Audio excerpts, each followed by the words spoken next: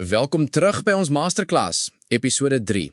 As ons in die eerste 2 sessies die vroeëre geskiedenis en die Siciliaanse laboratorium bespreek het, betree ons vandag die era van volwassenheid.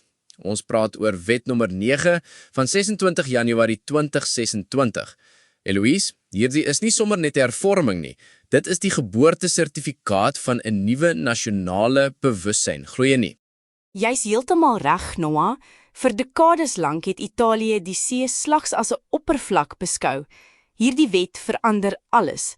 Dit stel amptelik die konsep van die onderwaterdimensie bekend. Ons praat nie meer net oor visse en koraal nie, maar oor 'n ware strategiese 5de domein, gelykstaande aan die ruimte of kuberspasie.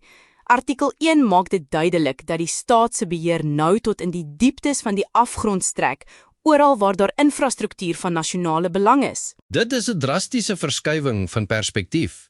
Die see word nie meer slegs 'n bron van hulpbronne of 'n roete nie, maar 'n uitgestrekte, strategiese gebied wat beheer en verdedig moet word. En om hierdie ontsaglike domein te bestuur, kon die staat nie meer staat maak op verspreide fragmente van kundigheid tussen verskillende ministeries nie. Daarom stel artikel 4 die agentskap vir die veiligheid van onderwateraktiwiteite in. Eloise, kom ons ontleed die trefkrag van hierdie entiteit. Die agentskap is die brein van die hele operasie. Dit is in Rome gesetel, het publiekregtelike regspersoonlikheid en geniet 'n seldsame autonomie, regulatories, administratief en finansiëel.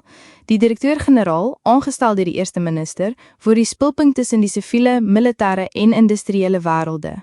Dit is die einde van bureaukratiese chaos. Die idee van 'n enkel spulpunt wat soveel mag oor hierdie 5de domein uitoefen, dui op 'n beduidende sentralisering van mag. Kom ons gaan nou na die tegniese besonderhede wat die professionele persone interesseer.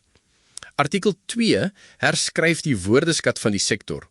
Die OTS, haweduiker, verdwyn en die professionele onderwater en hiperbariese operateur verskyn. Maar die ware nuwigheid waarop daar vir dekades gewag is die definisie van die hiperbariese technicus, of HT. Uiteindelik het diegene wat die satureringskamers of komplekse ondersteuningsstelsels hanteer, hulle eie wetgewende waardigheid. Dit is nie meer algemene personeel nie, dit is 'n gespesialiseerde technicus wat deur die staat gesertifiseer is. Dit met die bedryf regtig stabiliseer. Beslis. En daar is 'n fundamentele punt oor digitalisering. Die persoonlike informatika logboek. Artikel 2 letter S skrap dekades se natpapierwerk en vervaagde stempels. Die duiker se hele kurriculum vitae, die ure op die bodem, mediese ondersoeke, opleiding kwalifikasies, beland in 'n veilige nasionale database.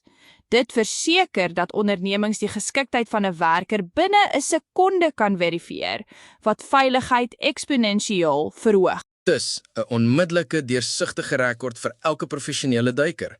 Dit klink asof dit die assessering van vaardighede en risikobestuur dramaties sal verbeter. Maar Eloise, wet 9 kyk ook baie ver vorentoe, na masjiene. Artikel 6 letter G gee aan die agentskap die mag om die reëls vir onderwatervoertuie te definieer. Ons praat van ROV's, autonome drones en siviele duikbote. Vandag is die onderwaterdimensie 'n mengsel van vlees en silikon.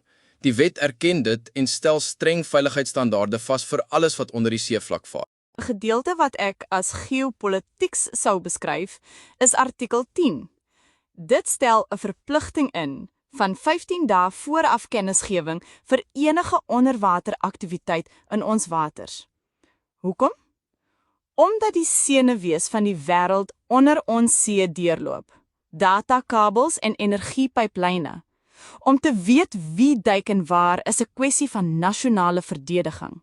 Wie vandag in die see werk, is in alle opsigte 'n skildwag vir die land se veiligheid. Dit is 'n kragtige stelling, 'n skildwag vir die land se veiligheid. Dit verhef die status van onderwaterwerkers tot 'n nasionale verdedigingsrol. En om hierdie ontleding af te sluit, kan ons nie artikel 21 ignoreer nie. Dit is die hart van opleiding. Die agentskap het die taak om die opleidingspad vir registrasie in die register te definieer. Maar hier ontstaan 'n vraag, as ek my kwalifikasie in Sicilië onder die 2016 wet gekry het, wat gebeur met my? Moet ek alles oordoen? Dit is presies waar die wetgewende genialiteit lê, Noah. Wet 9/2026 is nie gebore om te vernietig nie, maar om dit wat plaaslik goed gedoen is op nasionale vlak te skaal. Die staat het die Cecilia-model waargeneem en dit in die DNA van die nuwe nasionale wet omgeskape. Dit respekteer vorige kwalifikasies terwyl dit 'n nasionale standaard skep. 'n Perfekte brug tussen uitnemende opleiding en die veiligheid van die staat. En dit is presies die tema van ons 4de en laaste les. Die kernvisie tussen die Siciliaanse wet van 2016 en die nasionale wet van 2026. Dit sal 'n fascinerende tegniese ontleding wees, Noah. Ons sal sien hoe die gereguleerde Siciliaanse duiker die prototipe van die moderne nasionale duiker geword het. Deel hierdie episode met iemand wat die dieper betekenis van ons oseane wil verstaan.